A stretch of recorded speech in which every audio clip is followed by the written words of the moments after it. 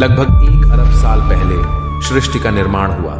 ग्रंथों की माने तो सनातन धर्म की स्थापना भी उसी समय हुई थी। ब्रह्मा, विष्णु, महेश सहित अग्नि, आदित्य, वायु और अंगिरा ने इस धर्म की स्थापना की। हिंदू धर्म को लेकर लोगों की सोच बहुत कंट्रोवर्शियल है। कई लोग सनातन धर्म से इसे अलग मानते हैं। उनका मानना है कि हिंदू नाम तो विदेशियों ने दिया है।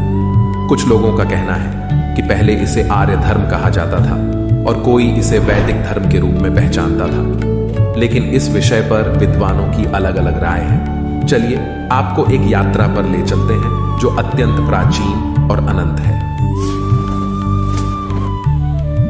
जिसे हम सनातन धर्म या हिंदू धर्म के रूप में जानते हैं। इसका अर्थ संतों की तरह हमेशा बना रहने वाला है, जिसका कोई आदि नहीं है और न ही अंत। इस धर्म का इतिहास दरअसल अद्भुत है। यह धर्म अखंड भारत को गहराई तक छूता है और उसकी संस्कृति को संवारता आया है। इस विशाल विचारधारा के साथ जब मानवता में धर्म परिवर्तन की लहरें बह गईं, तब भी इस क्षेत्र के लोग उसी सनातन धर्म में अपनी श्रद्धा को सुरक्षित रखते रहे। ओम, जो सनातन परंपरा का प्रतीक है, वह न केवल एक चिन्ह है बल्कि उस संस्कृति का निवास है जो ऋग्वेद के अनुसार हर देवता और मनुष्य को जन्म देता है और उन्हें प्रगति की राह दिखाता है। सनातन धर्म के नियम जैसे सत्य, अहिंसा, दया, क्षमा, दान, जप, तप, यम और नियम, इनका बहुत ही अधिक महत्व है। ये ह्यूमन वैल्यूज को सुरक्षित रखते हैं। सनातन धर्म में 4 वेद हैं: ऋग्वेद, यजुर्वेद, सामवेद और अथर्ववेद। ऋग्वेद से धर्म, यजुर्वेद से मोक्ष, सामवेद से काम और अथर्ववेद से अर्थ की प्राप्ति होती है।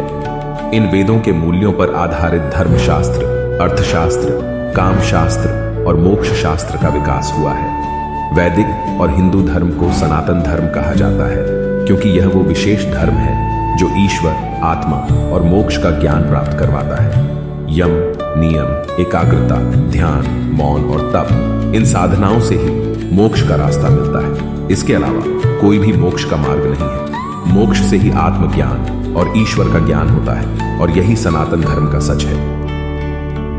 धर्म, अर्थ, काम, मोक्ष, इनमें मोक्ष ही अंतिम लक्ष्य है। मोक्ष का रास्ता यम, नियम, अभ्यास और जागरण से ही खुलता है। जन्म और मृत्यु सिर्फ मिथ्या है। जगत तो भ्रम रहित है। ब्रह्मा और मोक्ष ही सत्य है और मोक्ष से ही ब्रह्मा को प्राप्त किया जा सकता है। व्यक्ति के अस्तित्व को समृद्ध करने का कोई और रास्ता नहीं है। जो ब्रह्मा को समर्पित है उसे ब्राह्मण कहा जाता है।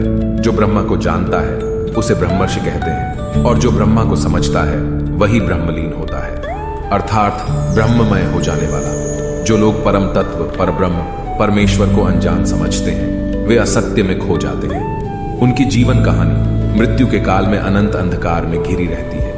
उनका जीवन भ्रम और भटकाव से भरा होता है और वे कभी अमृतत्व को हासिल नहीं कर पाते। मृत्यु से पहले सनातन धर्म के सत्य का मार्ग ध्यान में लाना बेहद महत्वपूर्ण होता है, वरना प्रलय काल के अंधकार में अनंत योनियों में भटकते रहना पड़ता है।